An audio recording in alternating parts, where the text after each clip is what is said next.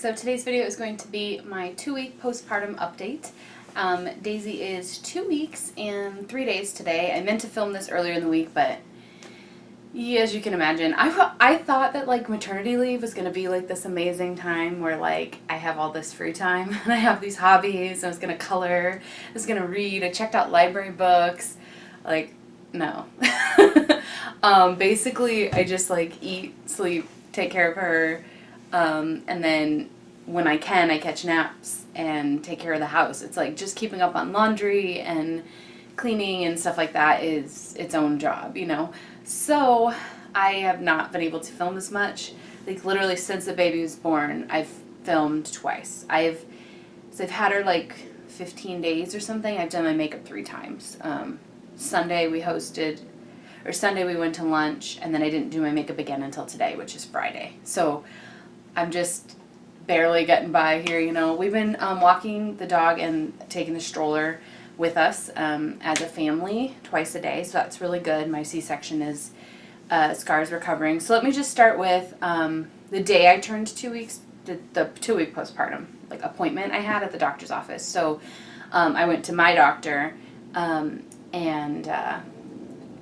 at 1 week postpartum, we took the baby to the pediatrician. Everything was fine. She hadn't gotten back to her birth weight yet, but she was, you know, on her way towards getting back to the birth weight, and everything was good. She did have e-tox, like baby acne, but it was getting better. We didn't really have any major concerns. She wasn't sleeping through the night, but that's pretty standard. And then at 2 weeks postpartum, I had a doctor's appointment with my OBGYN. I went in and they checked out my incision and everything, and I had lost 30, they said 32 pounds, but it was 35 on my scale that morning. But remember, I only gained 25 with the pregnancy, so to be down 35, I was like, okay, I'm not complaining.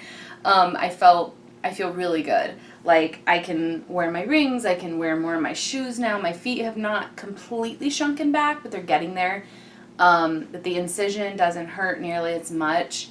It's really just like like where my belly like flaps. You have to like lift my belly a little bit to be able to see the incision at all, because my stomach is still kind of droopy. But the doctor pressed on my stomach and kind of felt around to make sure like my uterus was shrinking back down to how it should be. So it's like this, you know, when you have a 22-inch long baby inside of you, like a watermelon. And then it's supposed to shrink down to like a fist and then down into your pelvis. So it's kind of like going from almost your rib cage, sliding down, down, down, down, down into your pelvis, and then becoming like the size of a fist by the time you're like 6 weeks or so postpartum. So she felt around and she said my uterus was shrinking down. It wasn't completely down in my pelvis yet at 2 weeks, and it wouldn't be. And that my belly will continue to go down. It was kind of underneath my belly button, but not quite to like my pelvis. So it was somewhere in between there. And it's getting there. So it gave me hope that like my stomach's going to continue to go down, and it has been. My weight has not continued to drop. At about 2 weeks, I plateaued, which, like I said, I'd already lost about 10 pounds more than I gained during pregnancy, so I can't complain. I can tell like everywhere, like even just my feet, my hands, like they don't look like they belong to me. I can see veins where I didn't see them before. I can wear things that I wouldn't have worn before. The biggest thing I can tell now is like I'm flabby. Like I haven't exercised in over a year, you know? Like everything just like is loosey-goosey. My belly, which I'm used to being like super rock hard from being pregnant, is like flabby, which is fine. I mean, I'm not complaining. I know I'm lucky that at least I lost the weight, and nobody can really tell that I just had a baby. So let me stand for you. But yeah, I just have been trying to wear, you know, I've been trying to wear different clothing, like reevaluating my wardrobe, because I have clothes from before pregnancy. I'm even lighter than that. This is the lightest I've been in about 4 years, probably, about that. So I'm going to probably need to buy some new clothes, but I'm going to wait until my weight kind of settles on a number, and then I'll know what I need to buy. But I still have about 5.5, 6 weeks off of work. So I'm going to wait until a little, like right before I go back to work, I think, before I start making any like major expensive purchases for my wardrobe. But I did buy this dress. It's actually from the Target like lingerie section where like they have like the pajamas, because it has a built-in bra like thing with like molded cups. And I thought this would be really easy for nursing. And then also I could sleep in it and I don't have to wear a bra. I've been trying to learn, like I said, reevaluating my wardrobe, like what is easy to nurse in. It's not just what fits me, because pretty much everything fits me now. I do have like the issue where some pants like sit right at that line where my incision is, and I don't like that. And some of my pants are actually too big that I was wearing before pregnancy. I'm like, I don't know what that's about, but I'm not complaining. But yeah, I need things to be able to come off easily and nurse, especially since I've just been sitting around the house most days. At my 2-week doctor's appointment, though, I did get released to drive. So I drove for the first time, and that's nice. I just went to the grocery store and Target, but it was amazing without the baby. I fed her, my husband was home, and then I went to Target and then the grocery store and came home. And I was home within like an hour and a half or so, but it was really nice. Anyway, side note. 2 weeks postpartum, yeah, I'm still nursing.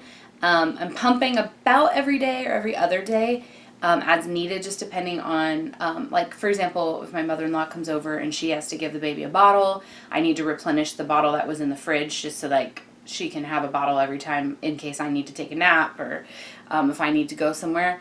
And I also have a few bottles worth of milk in the freezer, so I'm kind of starting that. But I prefer not to pump. I prefer, like yesterday, I did leave the house like twice, but I fed her before I left and when I got back, and I didn't need to give her any breast milk from a pump, from the bottle. That made me really happy. So I didn't have to pump yesterday, and that was like one of the first times. It made me really happy. I don't like to give the milk to a machine, I don't feel anything. But when I do nurse her, I feel happy, like euphoric, like it feels like the most natural thing ever. It doesn't hurt anymore. She does kind of like get frustrated sometimes, like if it doesn't quite, if she's not in the exact right position that she wants to be in, or sometimes she'll like get her hand in the way and like start pushing my boob away, and I'm like, you're not helping your kid. But it's actually pretty good. She's caught on very well. I'm still using the nipple shield. It's like a little clear plastic cover thing over my nipple, because that's what they had me do in the hospital, and I've been doing that ever since. And so every time I've tried to nurse her without the nipple shield, she may or may not take it. So I'm kind of trying to phase out the nipple shield here in the next few weeks. I don't want her to need it. It actually just makes it harder. Like anytime I want to nurse, I need my breastfed pillow, which is like that special pillow, not the boppy. It's like the boppy competitor that like buckles around the waist. And then I need to bring a nipple shield and a burp cloth. And it's like, I'm like carrying those around the house, and I'm carrying those to dinner. I'm carrying those to my in-laws. I'm carrying them.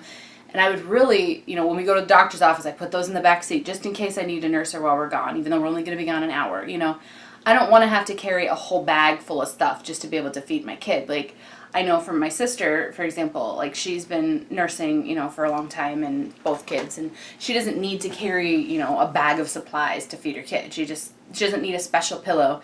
If she has it, great, and she uses one at the house, but she doesn't carry one out everywhere she goes. So that's kind of what I'm aiming for, is just to be like low maintenance and make nursing easier than formula feeding, which my friends who have formula fed are like, oh, it's so easy. I just pour the powder in a bottle, shake it up with water, and, feed it to them. And I'm like, I need to put on a pillow, I need to put on a nipple shield, I need to carry this thing around, I have to, But Daisy does spit up a lot, so we were concerned this last week or so because she was not sleeping. Like, when I say not sleeping, I mean like at night. It was more than just, I have my days and nights mixed up, which is what the pediatrician said. Oh, it's normal. Babies often have their days and nights like kind of messed up. So I'm like, so it's normal for her during the day to scream for 6 hours straight? No, I don't think so. And so they asked me, a series of questions. Is she too hot? Is she too cold? Does she have this? Is she this? Has she eaten? Have you changed her diaper? Are her clothes too tight? Like, does she have a hair wrapped around a toe? Or check her fingers and toes to make sure they're not being like, circulation is being cut off. Check. And I'm like, but every night for the first 12 nights she's home, she's screamed from 9:30 p.m.-ish to like 2 a.m. Like, she won't sleep. So we were having a really rough time. Thankfully, like, my mother-in-law has been coming over like bright and early to help out, but we hit a breakthrough. This is kind of heading towards the week 3 update, but she slept one night 5 hours straight. And I woke up panicked. Like, I was like, oh my gosh, like, this can't be right. I checked the clock. It was 3:30. I was like, no, something's wrong. And I look and she's just happy in her little bassinet next to the bed. And I'm like, oh my gosh, that was amazing. And then the second night, last night, she slept like 3 or so hours. And then I fed her, and then she slept another 2 hours. I was like, hallelujah. Like, we're finally at a point. So 2 mornings in a row, you know, I didn't need help, so we didn't have my mother-in-law come over. I was able to do it myself. See, my husband is working, so I'm trying to let him get like 7 hours a day. And so I wasn't getting 7 hours a day, which sucks, you know, like, but the difference was I could nap and he couldn't. So I'm not doing coffee. I'm having, I think since she's been born, like what, 16 days, something like that, 17 days old, I've had 1 cup of coffee, decaf only, because I need to be like, if I have the opportunity to sleep, I need to sleep. So I can't have caffeine like affecting my ability to nap, you know. I need to be able to take advantage of those times when she does go down for a 3-hour nap, because I am tired. But we are getting to the point where we can do it by ourselves, which is really good. I know that some people have to do that from the get-go, and I'm very lucky to have help. And that my husband is home. Like, I'm not home alone with her. He's working from home, but I mean, he is truly working, so I try not to bother him. But we do have some time, you know, at lunch where we're both together, where I can say, I'm going to go take a shower, you know, whatever, and he'll stay with her. So I know I'm lucky. I have yet to leave the house with her yet by myself, because at the 2-week doctor's appointment, they released me to, like, go up the stairs, go down the stairs while carrying things, to drive, to lift more than just the baby's weight. You know, you kind of have to wait when you've had a C-section for a couple of weeks to make sure everything is healing right, you're not in pain. I haven't been on the narcotic, just the ibuprofen they gave me, since, like, the week 1. So I knew I could drive, but they told me to wait till 2 weeks. I was like, it's fine.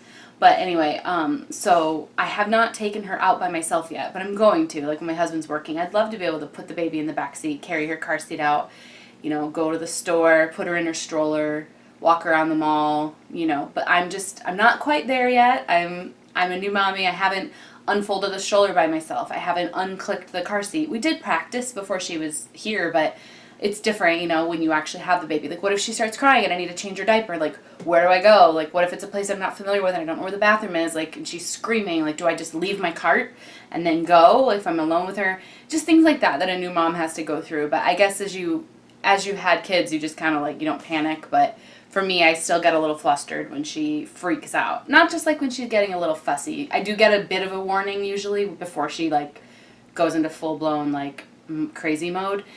And she does eat, I wouldn't say on a schedule, but, like, by an hour and a half, somewhere between an hour and a half and, like, 2.5 hours is when she will blow a gasket if I don't feed her. So if I know that's happening and I'm going to go somewhere, I'll feed her before I leave. But sometimes she's so sleepy she won't even accept the boob. She's like, I'm tired, Mom. And I'll just, like, rub my boob in her mouth, you know, put her right up to me. And she's just like, nah. And I'm like, okay, well, fine. So the same thing happened in the hospital when the lactation consultant came to, like, help us nurse better.